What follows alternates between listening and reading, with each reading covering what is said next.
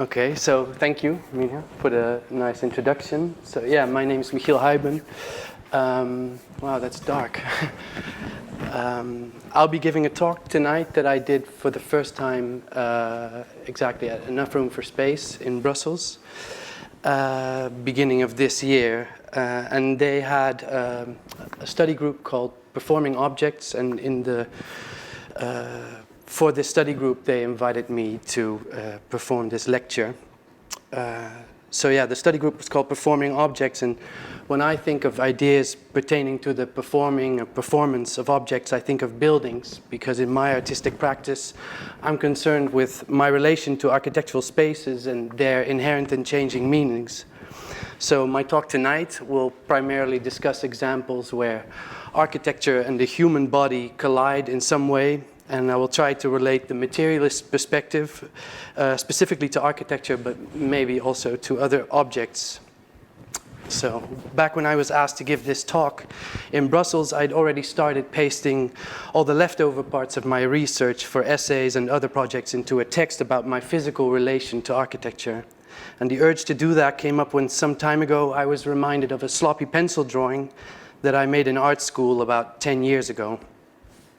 So yeah, that drawing was an idea for a performance that's never happened and probably never will. And I've lost the sketchbook that it was in, but I remember the drawing quite well. It was a drawing of myself standing in between two different buildings, striking a pose that would somehow mediate between the two buildings' different postures or emotions in an attempt to form and perform a more gradual transition from one to the other. So under that drawing, I'd written the words, "being a building." And what reminded me of that drawing was this famous black and white picture taken in New York in 1931 at the Beaux-Arts Architects' annual ball. So we see a group of architects dressed as their favorite or most famous building. Most people, when they look at this picture, point out the guy in the middle, who's called William van Alen, and he's dressed as his very own Chrysler building. It's a famous skyscraper on Manhattan's east side. I think that's probably because he looks so very different from his colleagues. Myself, I'm somehow always more drawn to the man standing on the far left, Stuart Walker, who's dressed as his Fuller building, once home to some of the most important art galleries in New York, and in real life a quite strange, pixelated blob of Art Decoism. The reason why I point Stuart out is not necessarily for the aesthetic qualities of his building, but the fact that Walker is the only person in this picture who chose to have his architecture speak for him entirely. His face is completely invisible behind the mask that represents the top of his building, which I like to read as a kind of anti-starchitecture statement. Sorry. Another interesting thing about this picture, I think, is the fact that the building's bodies are all entirely the same. So apart from Van Alen, again in the middle, who chose a geometrically patterned coat as the base of his body building, all of them wear a weirdly uniform and quite shapeless white facade. Trying to hold solid ground, but incapable of doing so, their walls swell, they bulge and slant. Contrary to this, as you can see, the masks, the tops of their buildings, are a more lifelike depiction of the real thing. Not only are they more correct, but also more straight and angular than their bodies.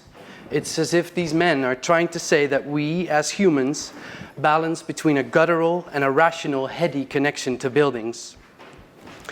That conflict, or that search for the right balance in this relation, can also be found in the life of this woman, Patrice, from London, where I live.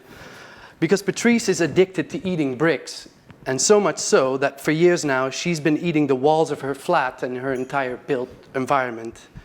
She describes the rush when she chips away at the brick and mortar under the poster in her bedroom, and the satisfaction of putting it in her mouth and hearing it crunch between her teeth, and how quickly that satisfaction dissipates when she needs her next fix. Brick, brick, brick. It's always at the back of my mind. I've always got to have it. I've always got to go and get it. When I eat brick, it's like a drug to a drug addict. You feel good for a while until you need it again. You could just hear her go into town and it just crunch, crunch, crunch. You get like a little cringe feeling, and like, you know, when you hear it, you know. But obviously to Patrice, it's heaven. I started eating brick in my late teens. I got the idea to do it from my grandma, who told me that my auntie and uncle, when they were kids, they used to dig the wall and taste it. One day I ended up trying it myself and I couldn't really stop.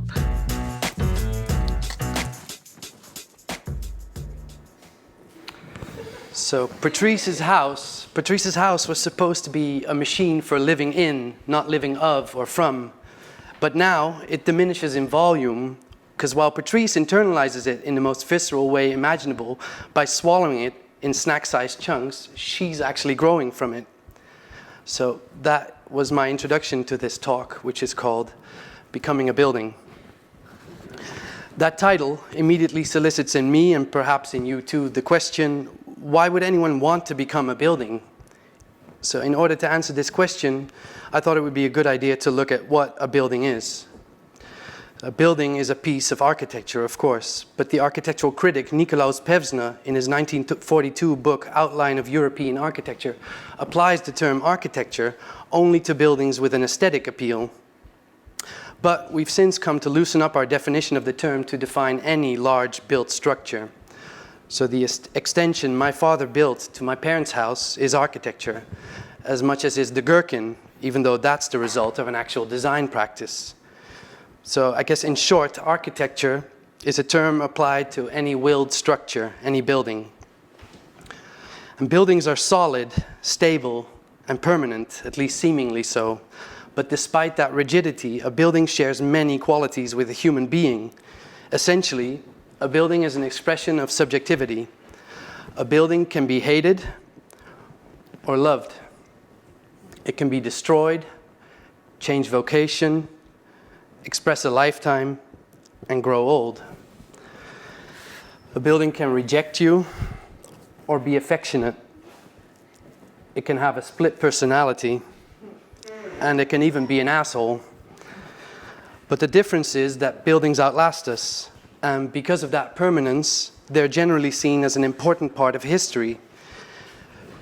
Many buildings are even seen as a representation of history, of eternal life and immortality, and that, of course, has long been one of mankind's more utopian goals. So why would you want to become a building? I thought I could ask this question to my friend Bas Schevers, who's been trying to become not exactly a building, but a fragment of one, a corner. Not just by inhabiting it spatially, but mentally as well, asking himself what mindset would get him closest to the essence of a corner. In a video of that very process, we can see Bas with an actual corner, disembodied from a building, taking a few steps back and considering it, looking closely in the hope that he'll find some similarities between himself and it. Then later on, we see him in a variety of clumsy embraces with the small object, trying to find a way to unite himself with it, to merge with it. So when Bas tries to become a corner, could he actually be aiming for immortality or permanence? Knowing Bas, probably neither, but even if he was, then why exactly a corner? Why not a facade like I thought I could become, or the entrance to a building? So maybe the attraction lies in the fact that corners are a registry of time. Each corner is that part of the room that will never be center stage, will never throw itself into the spotlight, but knows or remembers most of all. In that sense, the corner is the enemy of all cleaners. It holds everything they didn't manage to remove. It's where the understated gathers, dust, hair, the unseen of history. Bas told me that he was intrigued by the architectural term corner solution, which is basically the way in which corners are shaped in every building. As a result, every corner is its own solution, which implies that corners are in fact problems, an intersection of planes with many possible aesthetic shapes, and judging from my last Google image search of the term, the perfect corner solution hasn't been found. But Baroque architects found one. A rather sly solution, in fact, to the problem of the corner. They just decided not to have them. Many Baroque walls twist or curve to make their ends meet, which means their interiors don't really have corners at all. Other Baroque corners, their interiors are loaded with corners. But even in those spaces, the views on the corners are obscured by placing a column in front of them or by stepping them, so that we don't see a corner like we know it to be, but a collection of many, many smaller corners. In these cases, the corner is a decorative element, an integral part of the luxurious ornamentation that defines the Baroque style. But it also seems to activate the viewer by skewing their expectations and increasing the effort needed to interpret the space. When in 1923 Wilmos Huszár and Gerrit Rietveld designed a pavilion for an exhibition in Berlin, they too used the corner as an agent, but one of spatial continuity rather than disruption. The various colored planes you can see here that the painter Huszár designed for the pavilion, they didn't actually end at the point where two walls meet, but they crossed over from one to the other, wrapping themselves around the corners. That simple intervention created a physical involvement in the spectator in that it required him or her to spin their body or gaze around the space to follow the architecture. So painting, in this case, created both a solution to the architectural problem of the circulation of people in space, as well as an architectural style, the style. Yet despite being able to activate our bodies, corners and angles, I think, are some of the most defining parts of buildings that make us humans say that we cannot physically compare to them, simply because they're too different from our own physical composition. The 70 Degrees Hotel at Colwyn Bay in Wales was named after the unusual angle between its walls. All corners in the building were built in an angle of 70 degrees. Walls, stairs, carpets, the bar, and the canopy over the entrance, they all featured this angle and its 110-degree counterpart slanting the other way. And because of this, the hotel became a local legend and tourist attraction. In the video work Hotel 70 Degrees by the artist Bedwyr Williams, the viewer appears as a guest in this famous hotel that was demolished about a decade ago. In his video, we take a guided tour through a virtual model of the building when Williams instructs us to run up to a corner and slam our head into it as hard as possible, shaping it into a face-like wedge, precisely the angle of the corner. Run into the corner. Take a good run up. Go to the far corner and move the tables out of the way. Then take your jacket off and run faster than you have ever run indoors. Forget that you are indoors. Run like you did when you were a child. Sprint without thinking. Before you do, though, look out the window over the bay. It is completely dark outside now, and the lights are twinkling along that huge curve. It is beautiful. The night and the water and the lights are beautiful. You feel as if you can smell it through the glass. In fact, the actual smell of night and the outdoors has just come in with some visitors. There is a just arrived blood, wind and breath tang. The new arrivals watch you as you sprint. You feel the carpet shift under each step. You are going that fast. You are moving at considerable speed and accelerating. When you impact, the frontal central line of your body shifts forwards to fill the corner, and you are shaped into a 70-degree tranche of yourself. A pie portion is made of your face. You have thrown an extraordinary shape, pal. So you're now in the corner. Actually, you are the corner. You've pressed your face into the restaurant corner like a child pressing Play-Doh onto an object to see what the resulting shape will look like. You've gotten to know this corner very intimately. Your head is now a negative imprint of it, making you fully able to experience and understand the hotel's eccentricities. A building's corners, because of their cornerness, their angles, are rigid and unorganic shapes. They're something that's far from us, our opposite in a way, and though architecture has moved from straight lines and edgy corners to this, or even this, surely architecture is something different from us. Modern spaces, which are smooth and clean and well-maintained, transform our bodily experience, creating a modern body in keeping with the contemporary notions of safety and rationality. But architectural history shows us that the idea that architecture and the body are heavily connected was already common among the ancient Greeks. In an effort to mediate between the human body and the built environment, the Greeks recognized a very important feature that we had in common with buildings. We defy gravity. Just like buildings, our verticality is an open fuck you to the theory of gravity, and it's something that we have grown so accustomed to that we now take it for granted.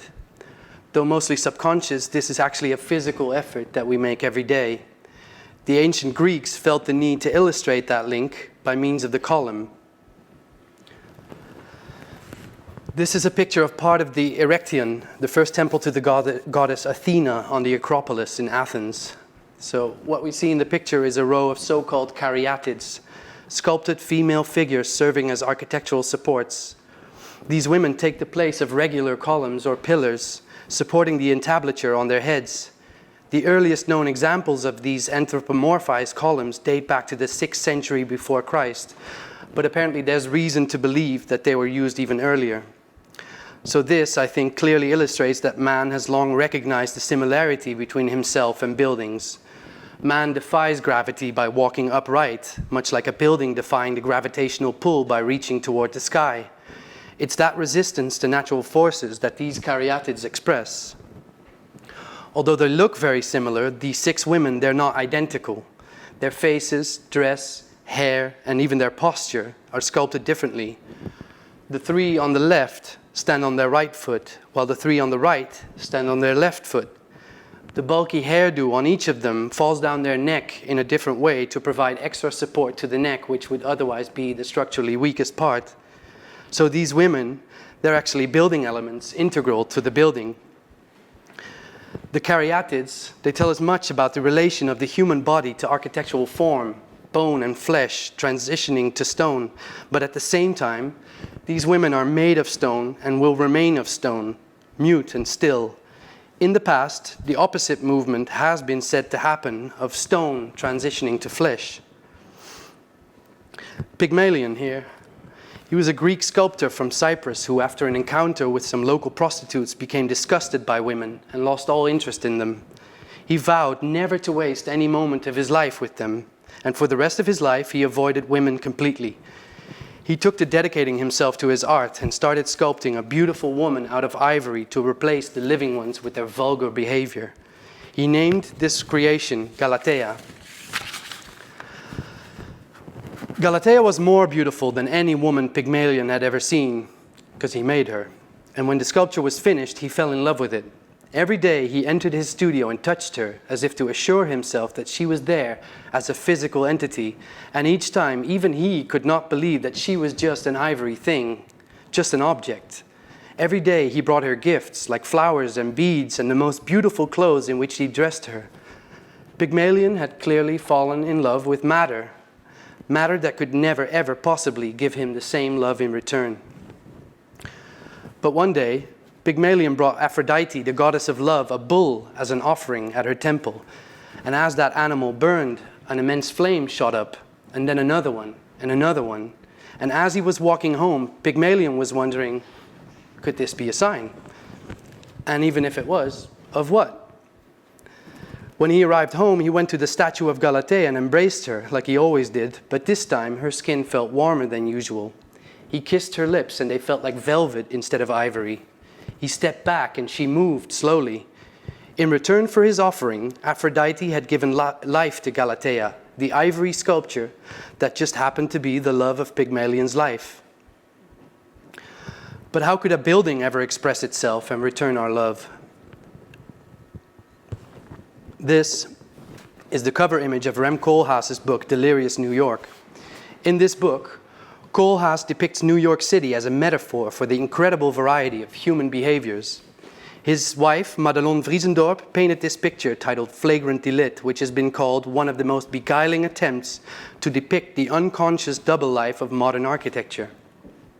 Vriesendorp, in this picture, transfers actual human behavior to the city's buildings, such that we see the Chrysler Building, which we saw as a costume in the very first slide, and the Empire State Building come to life.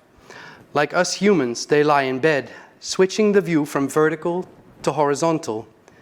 The rug under their bed is patterned with the Manhattan street plan, suggesting that they're able to move about freely and jump on and off its grid. The skyline in the back is on the same height as our eyesight and theirs, even though we know that that's because we're high up in a tower. But what does that mean when there are two towers right in front of us, sleeping in a bed? It doesn't take much imagination to see them waking up in the morning and kissing each other like we would. These two buildings are emotionally charged, and they seem to be capable of love, just as Galatea had turned out to be. 1 year after the publication of Delirious New York, on the 17th of June 1979, Ea Rita Eklöf married the Berlin Wall, legally changing her name to Ea Rita Eklöf Berliner Mauer. Ea Rita fell in love with him after she saw him on TV when she was 7 years old. Years later, when she finally traveled to Berlin to meet him, she exclaimed, "Wow, he's even more good-looking in real life than in the pictures." When in 1989 the Berlin Wall was dismantled as part of the reunification of East and West Germany, she described the event as a catastrophe. The destruction of the wall technically constituted a divorce between her and her lover, but she's kept his name ever since as a homage to their spiritual bond. In an interview conducted several years ago, Ea Rita said she could never imagine having a relationship with another human being. She doesn't want the wall to turn human, nor does she want to turn into a building herself. Like Pygmalion, Ea Rita believes she cannot love an organic, changing subject. But unlike Pygmalion, who fell in love with his creation and was lucky enough to see her come to life and feel her embrace, Ea Rita, for the rest of her life, will be human and only date material structures, recognizing perhaps what many of us still don't, that as we build up relationships to buildings, they too have a relationship to us, and in some cases even with us. To acknowledge this is to acknowledge the agency that the material world can have, to put aside our human-centered perspective on objects, and to speak about the object on its own terms. We tend to discuss objects by either undermining them, which means breaking the object down into its characteristics, describing its color or the material it's made of, or we overmine them by describing what the object does, which makes it relational to us humans. While these two ways of describing non-humans, they may be helpful, they put the human at the center of the object's description and thus of its qualities. We should speak about objects on their own terms, meaning that we can speak about the way objects relate to each other in the same way that we speak about how we relate to them. And that particular way of dealing with the material world, where the non-human and human come together, is not necessarily all that new. We find it in philosophy throughout the ages, and we find it materialized in early modernist art. An early example of this more non-discriminatory ways of relating objects to humans, and vice versa, is Picasso's portrait of Daniel Henry Kahnweiler. So who was Kahnweiler, and where is he in this painting? Daniel Henry Kahnweiler was a German-born art historian and collector. He was one of the early champions of Picasso's art and had a gallery in Paris that started representing him in 1908. So when Picasso started painting his portrait in 1910, the two had long been familiar with each other and even been good friends. In that respect, Picasso did the strangest thing that you can do to a friend. He depicted him in the most analytical way imaginable. Kahnweiler in this picture is just one of the many objects in the room, and Picasso, to understand this object, broke him down into tiny little fragments, shapes and facets, and looked at these from several angles. Though as a result, Kahnweiler's figure can only roughly be made out, some of the objects that supposedly represent him can still be made out in the painting.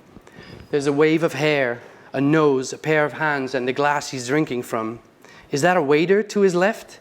He merges with all the objects and the architecture of the room he's sitting in, and so much so that it becomes harder to see exactly where Kahnweiler ends, and the room, or even the waiter, if it's actually a waiter, where he begins.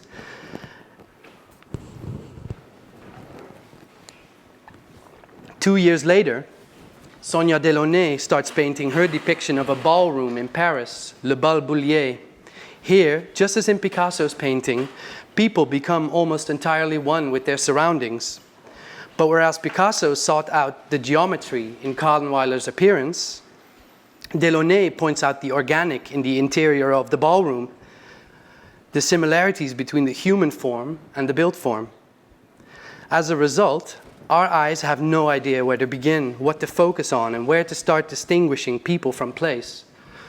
Anonymous faces become eerily similar to the lights hanging on what we can only assume to be the ceiling. Arms and legs might just as well be pillars or shadows on walls. In modernist paintings, the movement inherent in the architecture of the early 20th century equals that of organic life, of human beings, acknowledging that modernism's resistance to modernity was shown in its effort to deny the distinction between subjects and objects, people and things. But we've come a long way since then in recognizing these similarities between ourselves and the artificial environment. Though in a kind of backward flip, postmodernist architecture has had a tendency to turn these similarities into bad jokes and one-liners, often willfully forgetting that these are ties that actually go back much further, and they're deeply rooted in cultures all over the world.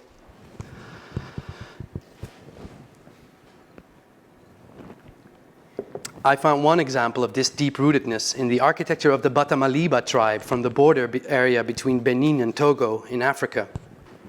Batamaliba means people who are the real builders of earth, and the colonialists gave the tribe the name Tamberma, which means good builders. Symbolically, the way a Batamaliba fortress is built is strongly related to the human body in that the door is considered the mouth, windows are the eyes, the granary the stomach, etc.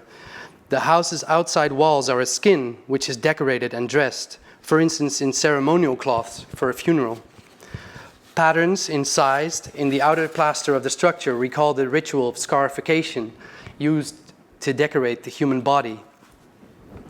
Granary caps recall the hats of young men. The house, like young men and women, experiences initiation. After the birth of the house, the exterior is bathed with oils, just as a woman's skin would be to ensure its youthful beauty. When an elder dies, the house is dressed to suggest the same clothes that young men and women wear in initiation rituals. So the Batamaliba house memorializes each house member at the moment of his or her greatest glory, as a deceased elder ready to leave the earth to join those who lived and died previously. Of course, it's tempting to say that this is a very exotic example of vernacular architecture, and that such a physical connection to space doesn't exist here in the West. But let's go back to this photograph of my parents' house. It was taken in the early 90s as my father was building an extension to the house to fit the fully grown family's needs. This extension was built by my father, but designed by no one. It now serves as a pantry, which was needed after the living room was enlarged and the kitchen moved. Since the house has been built in the mid-70s, my parents' house has continuously been renovated, expanded with rooms that might later be deleted or repurposed. In this way, the house becomes somewhat of an existential timeline. It grows following the course of its inhabitants' lives.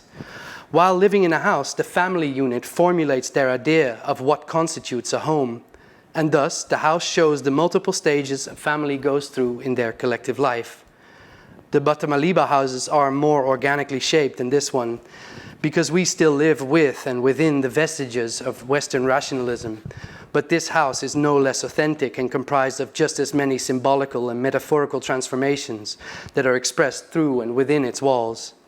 They're just never ritualized in the same way, and perhaps are not very likely to turn into myths that are told and retold from generation to generation. The town of Curtea de Argeș, the first capital of Wallachia, a region in southern Romania, is a very charming place, full of history. Its main attraction is the Argeș Monastery, built in 1517. Though this monastery is a very beautiful medieval masterpiece, most people visit it for something that lies within its walls. The Argeș Monastery was built by the master builder Manole, one of the great builders of his time, at the order of Negru Voda, the first ruler of Wallachia. This ruler wanted his name to be remembered forever, so he demanded his future monastery to be more beautiful than any other building ever built before it. He chose the location carefully, near the Argeș River, where an old wall had been standing in ruins for years. But he didn't know that this location was actually cursed, because no one had ever succeeded in building something there. He promised Manole and his builders that if they succeeded to build a unique monastery, he'd make them very wealthy men, but if not, they would all die. So the team started to build at Manole's orders, but whatever they built during the day collapsed during the night, and Negru Voda grew more angry with each day. Then one night, Manole had a strange dream in which a faceless voice told him that only a human sacrifice would undo the curse. This sacrifice would have to be the first woman to arrive at the construction site the next morning. When Manole told his builders about the dream, they all agreed that this was the only way to go forward. It was obvious that strange, evil, and powerful forces were at play, and that the choice was either to make this rather cruel sacrifice or to all be killed by their ruler. The next morning, they all stood there, waiting for the sun to rise and the first woman to arrive on the scene. When finally a woman did appear on the horizon, Manole recognized his pregnant wife, Anna. In tears, he begged the gods to send a storm, a wind, to come and chase her away. But Anna was strong and kept walking and stepped up to her husband. When Manole and his builders started bricking her into the walls of the monastery, at first Anna thought they were playing a kind of misplaced prank on her. But Manole, even though he was still in tears, overwhelmed by his emotions, ordered his men to keep laying bricks until the wall was complete. Negru Voda seemed at last very happy. While the builders were finalizing the monastery's roof, he asked them if now, after all this effort, could they build another monastery, even more beautiful than this one. The builders responded that they were now more experienced, so yes, they could. But that was the wrong answer, because the idea of someone building a monastery even more beautiful than his got the ruler so mad that he destroyed all the scaffolds and ladders, leaving the builders trapped on the roof. Anxious to escape, they built pairs of wooden wings to fly off the roof with, but no one survived that risky attempt, and Manole and all his builders were carried off and buried. The many, many sacrifices made for the construction of the monastery had led to the creation of a masterpiece that Manole's wife and child have become part of. This tragic story, of course, is a Romanian myth. And whether or not it actually happened this way or at all, I don't really know. But in a crude way, really crude way, it reminded me of 9/11. There's no need to recount the tragic event that occurred that day in 2001, when both towers of the World Trade Center had collapsed. The media almost immediately started spreading images of people running around in panic, their faces covered in dust. To this day, both people and buildings experience problems as a result of this dust, problems ranging from persistent coughs to malfunctioning elevators.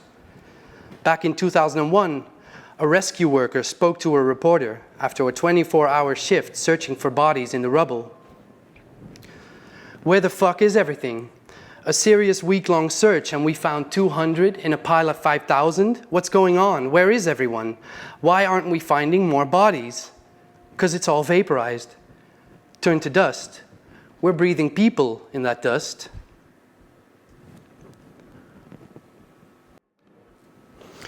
When people now think of the World Trade Center, they no longer think of a piece of architecture. They think of humans and human bodies.